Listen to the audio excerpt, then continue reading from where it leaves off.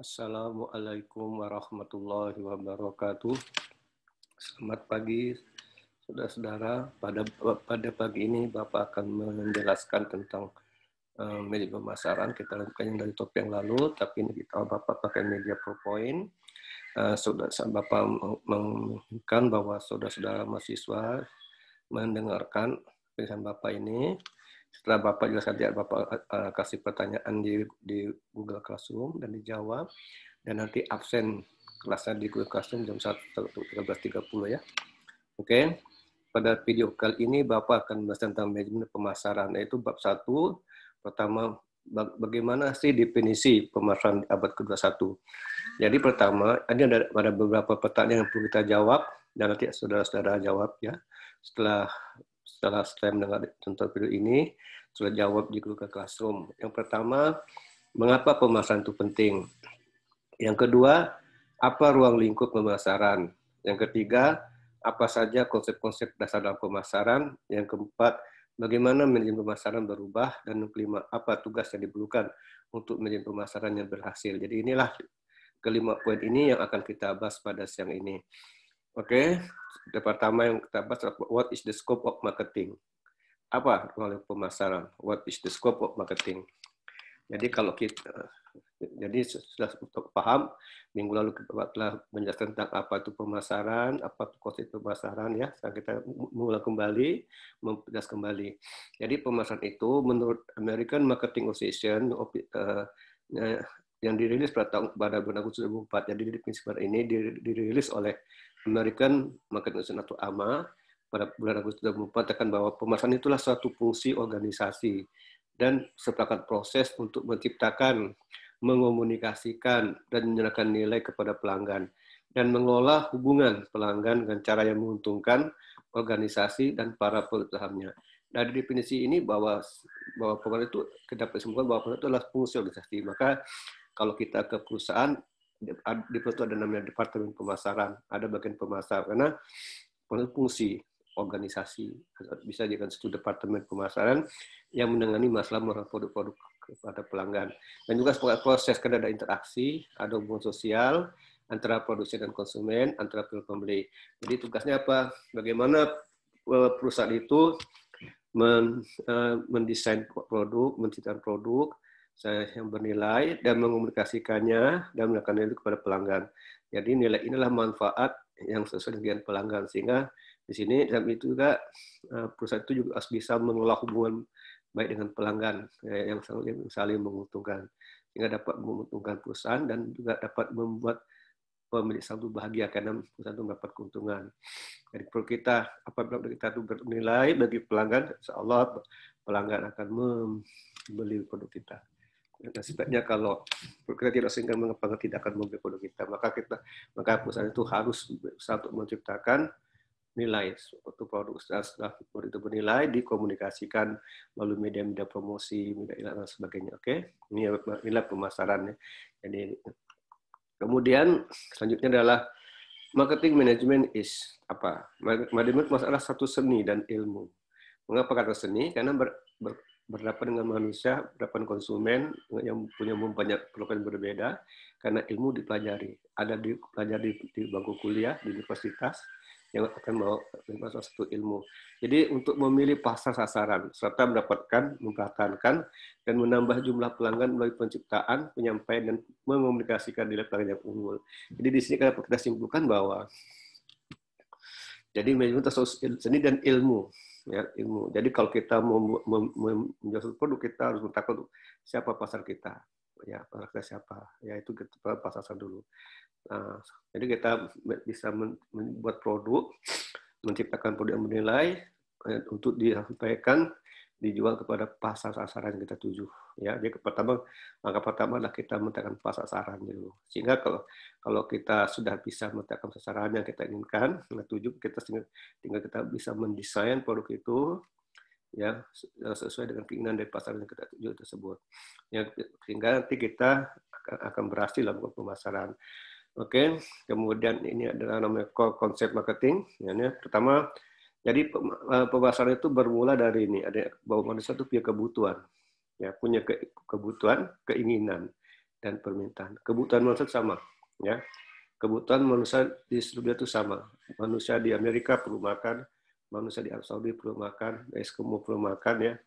Manusia di Indonesia perlu minum, manusia di Jerman perlu minum. Yang beda tuh keinginan. Bagaimana cara memenuhi hasrat yang dalam karya itu, ini keinginan.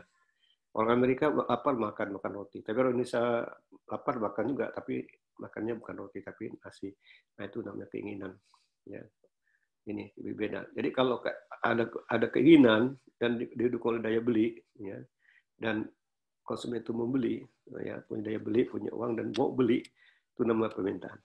Ya, jadi kalau konsumen punya daya beli pun punya keinginan, punya daya beli tapi itu bukan permintaan, ya. Karena permintaan itu konsumen punya keinginan, ya, punya daya beli dan bersedia untuk membeli, itu namanya permintaan. Jadi sebenarnya kebutuhan manusia itu berasal dari masalah, ya, ada masalah. Misalnya haus itu masalah, lapar itu masalah. Nah, bagaimana cara manusia itu mengatasi lapar? Bagaimana cara manusia mengatasi haus? Ya, dengan minum. Nah, itu minum kebutuhan. Makan tuh kebutuhan. Nah, kalau manusia haus, minum kebutuhan. Minumnya apa? Ada minum kopi, ada minum air mineral, minum susu, itu nama keinginan. Nah, kalau dia ingin susu yang enak, pergi ke toko, punya orang beli, itu udah permintaan. Inilah namanya need, want, and demand. Jadi pengertian itu bermula dari ini, ya. Bermula dari ada need, ada want, ada permintaan. Jadi ini satu masalah. Yang bukan juga ada pengendalian masalah. Kemudian untuk memecahkan masalah ini, maka perusahaan itu mendesain produk, yang membuat produk yang bernilai, membuat jasa yang bernilai, yang sesuai dengan keinginan dari konsumen. Jadi produk itu bernilai bagi konsumen. Jadi produk ini adalah bagaimana produk dapat memecahkan masalah konsumen. Nah, ini melalui survei pasar, bagaimana, ya, tidak ada value-nya. Jadi produk ini buatnya sudah value, sudah nilai. Nilai itu ada manfaat bagi konsumen. Apa itu manfaat? Manfaat itu artinya produk itu sesuai dengan keinginan konsumen. Dengan keinginan konsumen itu bernilai. Ya, sehingga kalau itu bernilai bagi konsumen, bermanfaat bagi konsumen, sehingga dapat memenuhi keinginan konsumen, sehingga konsumen akan puas. Kenapa puas? Karena konsumen punya kualitas. Jadi kualitas biasanya subjektif. Nah, tidak sama antara konsumen itu. Misalnya Anda memesan nasi goreng, ada 3 konsumen. Satu rasanya pedas, dengan pedas, ya. Jadi pedasnya konsumen dengan pedasnya penjual itu beda. Menurut penjual itu kalau 3 cabai udah pedas, tapi menurut konsumen belum tentu. Itu adalah kualitas. Ya, tumbuh kualitas. Jadi itu kualitas berbeda persepsinya. Ya. Kemudian produk ini yang ini dapat diperoleh melalui pertukaran, transaksi dan hubungan. Jadi harus ada interaksi antara penjual, pembeli dan penjual. Jadi ada hubungan. Jadi ini perusahaan harus bisa membina hubungan baik dengan pelanggan, ya, untuk bagaimana perusahaan berusaha menciptakan produk yang bernilai sehingga memberikan ke konsumen, dan ya kemudian caranya pihak perusahaan menyampaikan nilai produk konsumen melalui pertukaran pasar, ya, hubungan. Nah, bisa melalui promosi dan sebagainya, ini. Sehingga produk ini akan dipertukarkan di pasar. Inilah namanya core marketing, konsep pasar inti. Jadi mulai dari ini, ya. Ini permulaannya dari need and wants and demand, ada produk and service, ada value, jadi produk punya nilai sehingga konsumen itu puas. Jadi nilai itu bisa ada punya bermutu, artinya motivasi konsumen. Produk yang ini akan disampaikan pada konsumen melalui pertukaran, transaksi, dan hubungan yang terjadi di pasar. Ini namanya core marketing konsep. Kemudian apa itu exchange and transition? Jadi exchange itu merupakan konsep inti pemasaran, mencakup perolehan produk yang diinginkan dari seseorang dengan menawarkan suatu sebagai gantinya. Jadi ini exchange pertukaran, transaksi. Kalau transaksi itu Anda punya uang, Anda punya uang kepada penjual barang namanya transaksi. Dan itu proses itu pasti namanya exchange, pertukaran. Jadi ada 5 syarat pertukaran. Kapan itu terjadi? Ada 5 syarat. Yang pertama terjadi apabila sekurang-kurangnya ada pihak. Ya, kalau ada suatu pihak hanya pembeli, ada penjual, ada pembeli, tidak terjadi transaksi. jadi pertukaran. Sebaliknya kalau ada satu pembeli, ada penjual, juga tidak jadi transaksi atau pertukaran. Nah, ini kurang-kurangnya minimal ada dua pihak. Masing-masing pihak memiliki sesuatu yang mungkin bernilai bagi pihak lain. Ya, konsumen punya uang dan penjual punya barang yang bernilai, sehingga dia bisa jadi transaksi, bisa jadi pertukaran. Nah, ini dia, masing-masing pihak memiliki sesuatu yang mungkin bernilai bagi pihak lain. Masing-masing pihak mampu berkomunikasi dan menyatakan sesuatu yang mampu berkomunikasi. Penjual bisa berkomunikasi dengan konsumen, konsumen bisa berkomunikasi dengan penjual, ya, bisa konsumen menawar, penjual menjelaskan sesuatu tentang produk yang dijualnya, ya, sehingga bisa saling menguntungkan. Makanya satu proses adanya interaksi. Jadi masing-masing pihak mampu berkomunikasi. Kalau satu tidak bisa berbicara, tidak bisa berkomunikasi, satu penjual tidak akan jadi pertukaran. Dia akan terjadi exchange transaksi karena satu pembeli dia bisa berkomunikasi, penjual bisa berkomunikasi, itu terjadi. Jadi dua pihak itu harus mampu berkomunikasi dan melakukan sesuatu. Mampu berkomunikasi tapi ada sesuatu yang diserahkan tidak bisa juga. Ya, yang ketiga, masing-masing pihak bebas untuk menerima dan menolak tawaran. Pokoknya bebas, tidak dipaksa untuk membeli, ya. Jadi penjual tidak boleh memaksa konsumen harus beli. Jadi konsumen bebas menolak tawaran. Nah, itu tidak boleh dipaksa. Kalau ada paksaan itu tidak akan jadi pertukaran. Masing-masing pihak yakin bahwa bertransaksi dengan pihak lain merupakan hal yang tepat dan diinginkan dengan konsumen. Jadi masing-masing pihak yakin bahwa bertransaksi dengan pihak lain itu merupakan hal yang tepat dan diinginkan. Kita kalau kita membeli itu pasti sudah berikan kepada siapa kita akan membeli. Jadi kita yakin pasti itu tepat dan sesuai yang diinginkan. Jelaskan. Kalau ada bertanya silakan dicatat di komen atau di Google Classroom, ya. Kenapa tidak jelas? Tapi ini sudah bisa baca di buku-buku pemasaran, ada penjelasan yang lengkap, sudah membaca, ya. Jadi ini teori, tugas masing-masing belajar, membaca, banyak membaca buku. Jangan hanya menangkan dosen yang menangkan di sini, tapi masing-masing aktif, kreatif di luar sana belajar, ya. Kemudian exchange dan transaksi itu adalah perdagangan nilai antara dua atau lebih pihak. A memberikan X kepada B, B maksudnya bergantinya. Jadi kalau A ini punya uang, menyerahkan uang kepada penjual dan penjual memberi barang yang diinginkan oleh konsumen. Ini namanya transaksi. Ada uang, penjual ada barang, konsumen punya uang yang ya. Jadi kalau sudah terjadi persetujuan antara penjual dan pembeli, maka konsumen memberikan uang dan konsumen menerima barang dari penjual. Jadi dimensi transaksi itu ada pertama sekurang-kurangnya ada dua hal, ya. Kondisi bernilai, jadi ada dua hal, ya. Barang yang diperdagangkan itu bernilai dan disepakati, ya, disepakati. Ada kesepakatan, waktu yang disepakati, tempat disepakati, gitu. Jadi, nah ini apa yang dipasarkan? Jadi apa yang dipasarkan oleh perusahaan? Jadi dalam marketing itu ada 8, ya. Ada 8 yang dipasarkan. What is marketing itu apa yang dipasarkan? Pertama barang. Nah, ini barang. Nah, contohnya ada toko, ada perusahaan yang jual radio, ada perusahaan yang menjual kamera, itu barang, ya kan? Nah, barang tuh, ya. Ada jual meja, ada jual bola bulu tangkis, ada jual bola, ada jual kue lapis, itu namanya barang goods, ya. Nah, ini what is marketing. Ada juga perusahaan yang menjual jasa, cukur, dosen, industri jasa pendidikan, perhotelan, itu campur, ada barang, ada jasa kalau perhotelan. Ini contohnya. Terus event and experience, peristiwa dan pengalaman, misalnya apa peristiwa, konser, misalnya apa seminar, itu dijual. Ikuti seminar kecantikan, seminar tentang merawat tubuh, itu pengalaman peristiwa, ya. Itu juga apa dipasarkan. Orang, film-film, konser, lagu-lagu, itu person. Jadi kita nonton orang, pertunjukan sirkus, ini person, juga apa yang dipasarkan. Jadi place, tempat, wisatawan, pantai-pantai, itu ini properti perumahan, ini juga apa yang dipasarkan. Organisasi, ya kan, organisasi, informasi, ya, informasi dan gagasan, inilah apa yang dipasarkan.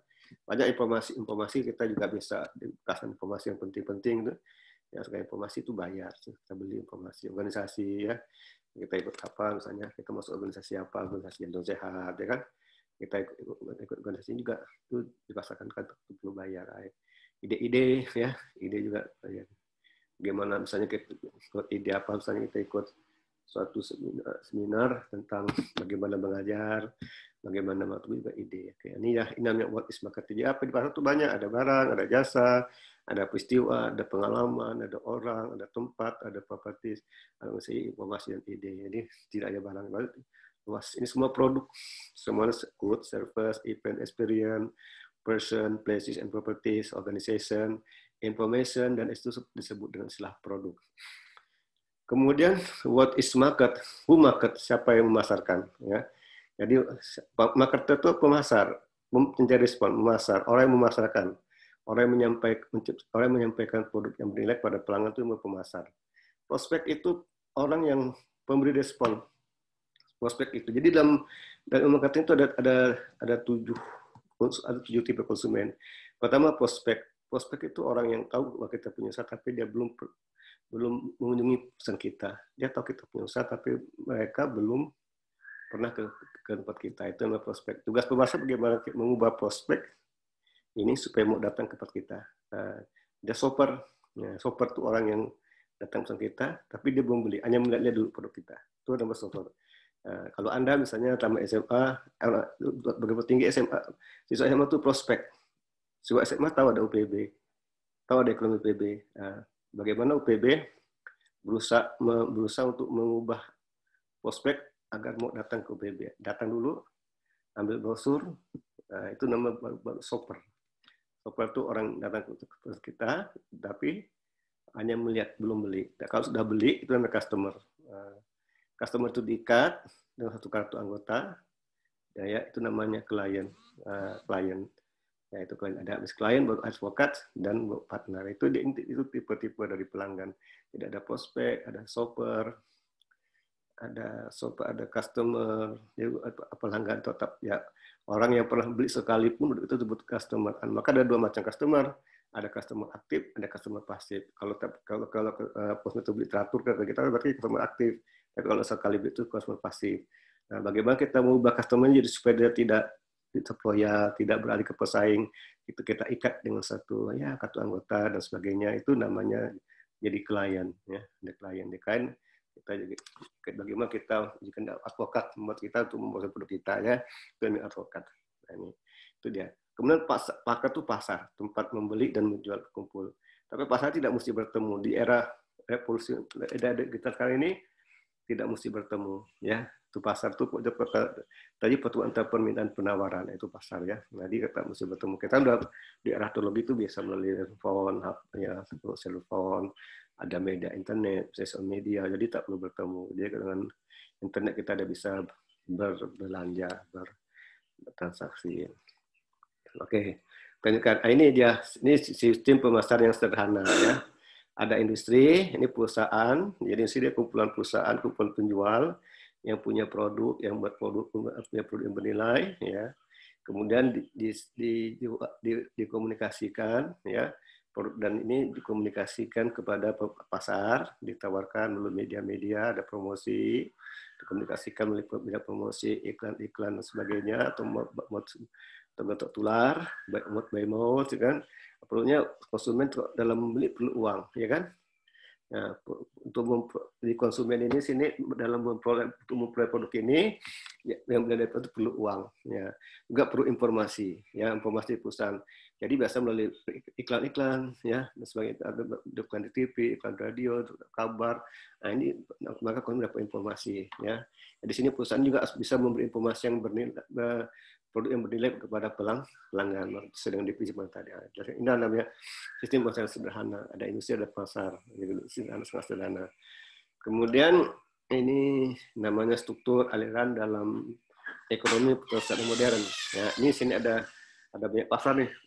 Ada pasar sumber daya, artinya pasar yang menyediakan bahan baku, tenaga kerja dan sebagainya, namanya resource market. Ya, resource market. Jadi sini ada perusahaan pemerintah, pasar pemerintah, jadi ini yang dikonsumsi pemerintah. Di pemerintah alat ATK, pemerintah komputer. Di sini pemerintah sebagai konsumen organisasi, konsumen pemerintah. Ada pasar pabrik.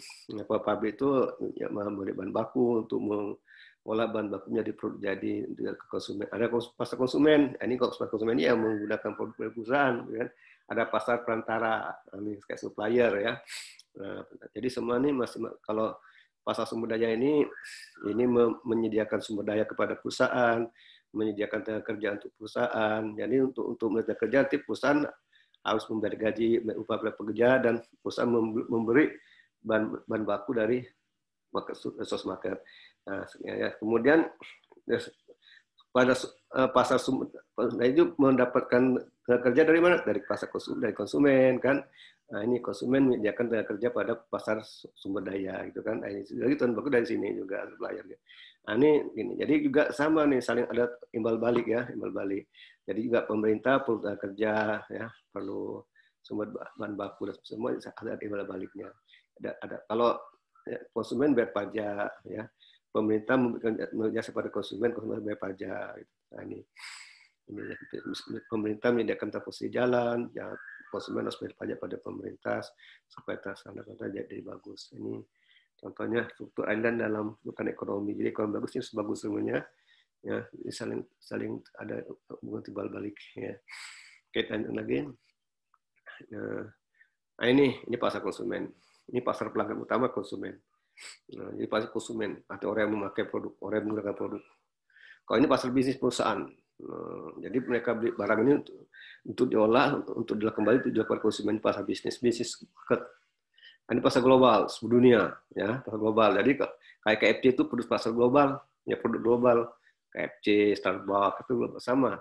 Kalau Anda makan di KFC sama, ada ayam goreng, ada kentang, itu sama di mana-mana, di Vietnam, di Malaysia, di Indonesia, di Jerman. Cuman bedanya di Indonesia ada nasi kan untuk budaya. Ini pasar global. Pasar nirlaba dan pasar pemerintah. Nirlaba tuh misalnya tuh yang tidak semua sakit ya. Itu nirlaba yang tidak mencari keuntungan semata, gitu. Itu nirlaba yang pasar pemerintah. Kemudian ini marketing manajemen filosofis. Jadi dalam manajemen pemasaran juga ada filosofi manajemen pemasaran. Ada 5 konsep pemasaran. Pertama konsep produksi. Yang kedua konsep produk. Yang ketiga konsep penjualan. Yang keempat konsep pemasaran. Yang kelima konsep pemasaran sosial. Konsep produksi mengatakan bahwa konsumen lebih menyukai produk yang ada di mana-mana. Ya, itu produksi. Nah, jadi konsumen itu lebih suka produk yang ada di mana-mana. Dan dapat meningkatkan produksi dan distribusi. Nah, ini contohnya apa nih? Contohnya kayak gula. Jadi gula ditaruh di mana-mana. Ya kan supaya konsumen dapat dan mudah mendapatkan gula gitu kan, atau kopi misalnya.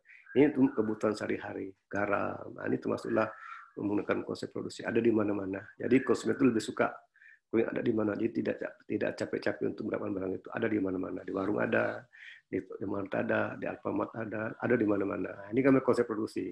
Biasanya produksi ini diproduksi dalam jumlah besar. Ya. Kalau kecil rugi dia dalam jumlah besar. Nah, ini namanya konsep produksi. Kalau Anda menjual dalam jumlah besar itu Anda menggunakan konsep produksi, artinya Anda tuh menaruh Anda di mana-mana, di toko kecil, di Indomaret, Alfamart dan sebagainya. Itu berarti Anda menggunakan konsep produksi.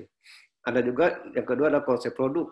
Konsep produk ini konsumen lebih menyukai yang bisa kualitas terbaik. Konsumen lebih suka produk yang punya kinerja yang baik.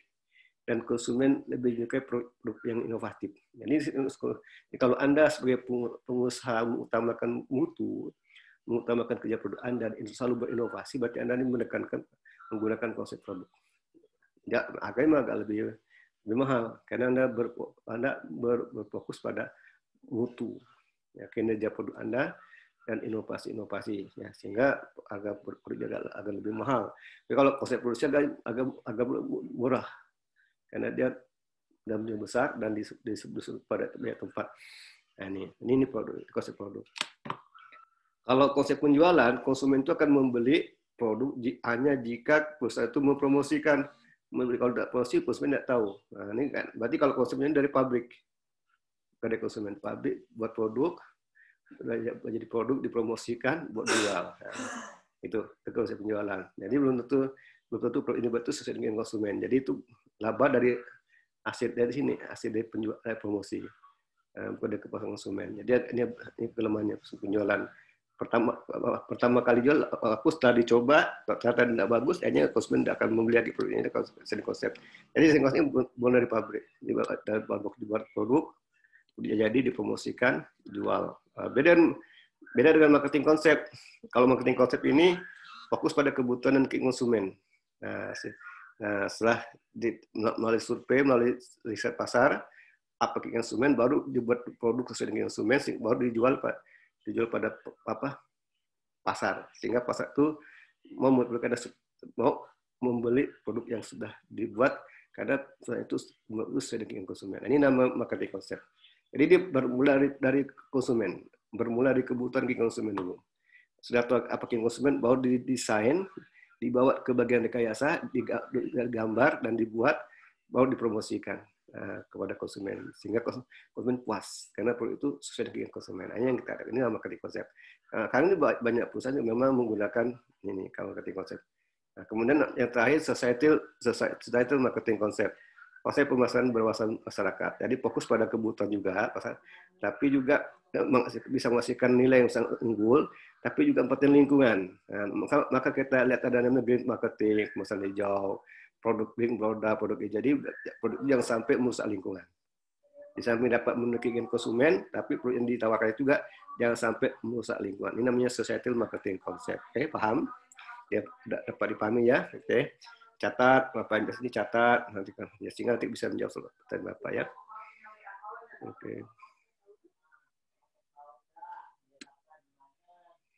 Oke, jangan ribut dulu, Bapak ngajar ya. Ini kan masuk di sini. Ini namanya, ini bedanya konsep penjualan dan konsep pemasaran. Jadi kalau konsep penjual ini dari awal dari pabrik buat produk ya, produk diproses, ada bahan bakunya, ada pekerjanya dan sebagainya, ini dengan dipromosi, kemudian dijual melalui promosi sehingga kepada pelanggan. Jadi labanya ini jadi pastinya laba melalui volume jumlah. Semakin banyak yang dijual, dapat laba. Tapi sekali kalau kedua kalinya tidak dengan konsumen, tidak akan lagi. Ini kalau dari konsep pemasaran ini dari pasar awalnya dari pasar saran, dari keinginan konsumen. Jadi sini fokusnya pada kebutuhan pelanggan, keinginan pelanggan, sehingga nanti melakukan pasang terpadu, sehingga dapat memiliki kepuasan. Kalau konsumen puas akan beli, terus beli. Ini yang lebih baik ya. Jadi realitas pesan baru itu kenaikan substansial dan buying power. Barang dan jasa yang lebih bervariasi, informasi yang sangat banyak mengenai hampir segala hal, kemudahan dalam berinteraksi, memesan dan menerima pesanan, kemudian kemampuan untuk membandingkan catatan mengenai produk dan jasa, kemampuan untuk mempengaruhi opini publik. Ini kan membantu. Jadi kita dari sini kita dapat tahu bahwa terdapat adanya buying power yang meningkat. Kemudian kan kita jumpa di pasar banyak barang dan jasa yang lebih bervariasi. Kalau kita beli handphone itu banyak variasinya. Yang tidak satu, banyak variasi, ada banyak macam merek, tipe, itu memang brand dan jasa itu yang sangat bervariasi. Informasi yang sangat banyak mengenai hampir segala hal. Banyak informasi tentang produk yang dijual. Kemudahan dan adaptasi, kita kan bisa melalui online, itu satu kemudahan. Dan berinteraksi, memesan dan memesan melalui online. Kita tidak ke toko, produk itu diantar, kita terima pesanan melalui ya ekspedisi. Ya. Kemampuan untuk membandingkan catatan dan produk kita bisa membandingkan mana produk yang bagus, mana produk yang tidak bagus, kita bisa membandingkan. Dan kemampuan untuk mempengaruhi opini publik, ini realitas pemasaran baru. Kemudian ini perkembangan untuk perusahaan. Pertama produksi, ya sekarang produk, penjualan, pemasaran, kan namanya pemasaran holistik. Ini perkembangan. Dulu pertama perusahaan menggunakan konsep produksi, berubah konsep produk. Pertama memasukkan dalam jumlah besar, sekarang tinggal pada mutu produk, kemudian promosi, keinginan pelanggan, kan juga memperhatikan lingkungan. Ini nama perkembangan organisasi perusahaan. Ada perusahaan yang berorientasi pada produksi, ada juga perusahaan yang berorientasi pada produk, ada juga perusahaan yang berorientasi pada penjualan, ada juga perusahaan berorientasi pada pemasaran, ada juga perusahaan itu yang berorientasi pada pemasaran holistik. Kemudian ini the holistic marketing concept. Jadi pemasaran di abad ke-1 ini semakin menyadari pentingnya pendekatan yang semakin komplit di samping aplikasi konsep tradisional. Konsep pemasaran holistik itu didasarkan oleh perkembangan, desain, dan implementasi dari program, proses, dan aktivitas pemasaran. Konsep ini mengatakan bahwa apapun berkaitan dengan pemasaran sehingga diperlukan suatu perspektif luas dan terintegrasi. Ini namanya holistic marketing concept. Ya, kita kan menggunakan semua digital. Ini holistic marketing dimensi. Jadi pertama kalau kita perusahaan yang menggunakan marketing, maka menggunakan juga memperhatikan internal marketing. Pemasaran internal itu ada departemen pemasaran, ada manajemen senior, ada departemen juga perhatikan ada namanya pemasaran bertanggung jawab sosial. Jadi sini perusahaan itu harus beretika, menjaga lingkungan, harus mengikuti peraturan dan harus memperhatikan community masyarakat. Jadi jangan sampai produk yang dibuat itu dapat menyengsarakan masyarakat, jangan dapat membuat masyarakat itu sakit dengan menggunakan produk tersebut. Ini namanya holistic marketing. Juga melakukan pembahasan integrasi komunikasinya, bagaimana berkomunikasi, menggunakan saluran, ya juga membuat jasa sesuai dengan keinginan masyarakat dari konsumen. Ini juga perusahaan ini juga harus membina hubungan yang baik dengan pelanggan, dengan saluran, dengan partner. Ini makanya semua ini namanya pembahasan holistik. Jadi sekarang perusahaan itu harus melakukan namanya marketing, internal marketing, harus melakukan namanya integrated marketing, harus melakukan namanya relationship marketing, harus melakukan namanya social responsibility marketing. Kalau ditanya apa sih itu internal marketing, itu ya ini ada contohnya pemasaran dalam, ada departemen pemasaran, ada manajemen senior, ada departemen lain, itu namanya itu internal marketing. Jadi kawan-kawan itu sebenarnya internal customer, pelanggan internal. Ya, kalau misalkan konsumen di luar itu namanya external customer. Jadi semua karyawan itu juga pelanggan, namanya internal customer. Jadi perusahaan itu harus juga memenuhi kebutuhan internal customer-nya. Juga perusahaan itu harus bertanggung jawab, harus mematuhi aturan, harus memperhatikan masyarakat dan harus beretika. Produk yang dicek harus beretika, ya. Produk yang dibuat harus menjaga lingkungan, ya. Harus produk yang sesuai dengan peraturan dari pemerintah dan juga harus menjaga produk yang juga harus menjaga kesehatan masyarakat. Ini namanya socially responsible marketing. Juga perusahaan itu harus melakukan namanya integrated marketing, harus melakukan komunikasi, promosi melalui media. Apa yang dipromosikan, produk dan jasa yang bernilai bagi konsumen melalui saluran-saluran. Ada juga itu harus melakukan namanya selalu berkomunikasi dengan saluran-saluran, channel-channelnya, suppliernya. Nah, ini kan penting. Ini namanya integrated marketing. Dan juga perusahaan harus melakukan banyak pemasaran dengan pihak pelanggan, lalu dan partner. Jadi ini sebuah namanya holistic marketing dimension atau namanya holistic marketing. Nah, Anda jadi sepanjang lagi perhatikan, nanti saudara bisa nonton berkali-kali ini sehingga Anda memahami apa sih maksud dengan holistic marketing dimension tersebut. Nah, ini namanya relation marketing. Jadi relation marketing ini adalah pemasaran hubungan, ya. Bahasa Inggrisnya relation marketing. Jadi penekanan pada hubungan jangka panjang yang saling menguntungkan antara pelanggan, supplier, distributor, dan partner-partner lainnya. Hasilnya ada jaringan. Jadi kalau Anda sebagai marketing itu sebagai pemasar, pengusaha Anda punya banyak network. Kalau Anda sebagai pengusaha cuma tidak punya akan gagal. Jadi Anda juga harus bisa membina hubungan dengan pelanggan Anda. Supplier ini pemasok bahan baku, bekerjasama, ya, pilihlah pemasok yang bagus, yang jujur, yang memberikan bahan baku yang bermutu sehingga produk yang Anda juga bermutu. Dan juga Anda harus bisa mendistributor. Jika Anda produsen tanpa distributor, bagaimana Anda menyampaikan kepada konsumen? Jadi distributor itu ada toko, ada outlet itu namanya distributor, ya. Kayak mall-mall itu distributor. Partner lainnya. Ini namanya Anda dibina semua. Jadi sebagai produsen itu Anda harus membina hubungan pemasar, punya hubungan baik dengan mereka semua, ya. Oke, sekarang kita namanya integrated marketing. Jadi apa itu integrated marketing? pemasaran terintegrasi namanya. Itu namanya integrated marketing itu pemasaran terintegrasi adalah perencanaan aktivitas pemasaran dan melaksanakan program pemasaran secara terintegrasi terpadu. Lihat itu kan, ada namanya holistic marketing, ada komunikasi, ada channel sebagainya. Penuh dengan menciptakan, mengomunikasikan dan mengantarkan nilai kepada konsumen. Aktivitas pemasaran juga marketing mix yang kemudian adalah sebagai berikut, ada produk, ya, ada produk, ada price, ada promotion. Ini itu negatif marketing. Ini dia ada 4Ps nih, ada 4Ps ini. Ini namanya marketing mix, bangun pemasaran. Ya, ada produk, ada place, ada price, ada promotion, 4P, ya.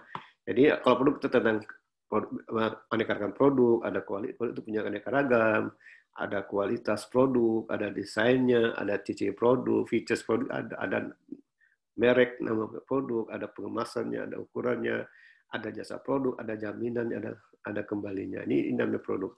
Kalau produk ya, kayak misalnya handphone itu ada aneka ragam handphone. Ada tipenya, ya Oppo, ada tipe Oppo, ada ukurannya, itu namanya produk variety. Nah, kualitasnya gimana, desainnya, modelnya, itu ada ciri handphonenya, ada merek namanya Oppo, ada Samsung, ada Vivo, ada kemasannya, itu warnanya, ada kemasannya, warnanya apa, dengan itu ada ukurannya, kecil, sedang, besar, ada jasanya, ya ada. Ya itu produk. Ini kalau kita produk ini semuanya.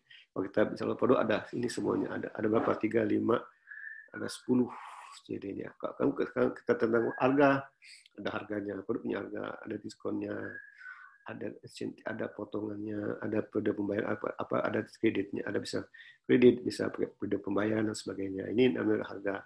Kemudian promosi, bisa pakai promosi penjualan, bisa periklanan, bisa menggunakan tangga penjualan, bisa hubungan publik, bisa pemasaran langsung kayak MLM, multi level marketing itu termasuklah direct marketing. Kemudian place ada saluran, cakupan, shortman, lokasi, persediaan dan transportasi. Ini nama 4P. Jadi 4P ini tadi ya, 4P. Ini pemasaran integrasi ini semua integrasi. Ya satu harus terpadu itu. Ada produk, keempat P ada produk, ada place, ada price, ada promotion dan ada place ya. Nah, ini 4B ya. Nah, ini kemudian ini strategi buat pemasaran. Marketing strategi. Jadi perusahaan ini menawarkan produk dan jasa. Ada apa namanya? Ada produk, ada jasa, ada harga. Jadi ada promosi. Jadi kemudian itu produksikan promosi, ada perusahaan menggunakan iklan, ada menggunakan promosi penjualan, ada menggunakan event dan experience, ada apa pameran, mungkin dengan pameran produk, ada melakukan hubungan publik, ada langsung ya, ada dengan personal selling, dengan menggunakan salon distribusi langsung ke pelanggan. Ini hubungan. Ini nama segmen pemasaran. Jadi kita berarti bisa produknya satu, ada harga sini melalui ini promosi. Kemudian nanti ditempatkan di salon distribusi sehingga sampai ke konsumen akhir. Ini namanya strategi bahan pemasaran, marketing strategi. Ini internal marketing. Jadi internal marketing adalah kekuatan mempekerjakan, melatih dan memotivasi karyawan agar dapat menjadi konsumen baik. Jadi internal marketing itu karyawan yang ada di perusahaan itu internal marketing. Mereka itu semuanya namanya internal customer. Jadi ada kekuatan mempekerjakan, melatih dan memotivasi karyawan agar dapat menjadi konsumen baik. Jadi bukan terus melayani konsumen baik.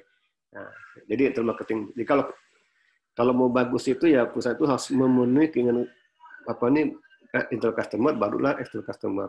Selama internal customer tidak puaskan, maka tidak mungkin dapat melayani konsumen akhir bisa lebih baik.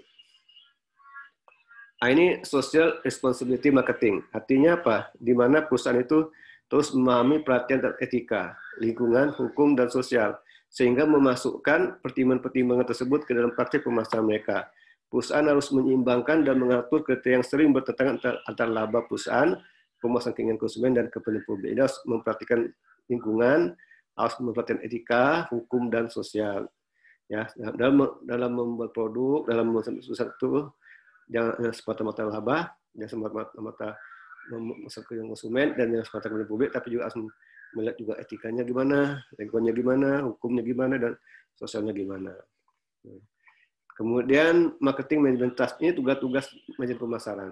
Kalau Anda sebagai manajer pemasaran, tugas Anda apa? Pertama, mengembangkan strategi dan rencana pasar. Itu tugas Anda. Kalau Anda nanti bekerja sebagai manajer pemasar untuk perusahaan, tugas Anda adalah mengembangkan strategi dan rencana pasar. Yang kedua, menangkap informasi pasar. Ya, menangkap informasi pasar. Ya, yang ketiga, Anda selalu berhubungan dengan konsumen. Selalu berhubungan dengan konsumen. Dia hanya duduk di belakang meja, tapi Anda selalu berhubungan dengan konsumen. Yang ketiga, Anda harus dapat membangun merek yang kuat. How to build strong brand name. Yang kelima, membentuk peran pasar. Yang keenam, menyampaikan nilai. Yang ketujuh, mengomunikasikan nilai. Yang kedelapan, menciptakan pertumbuhan yang jangka panjang. Ini tugas Anda sebagai manajer pemasaran.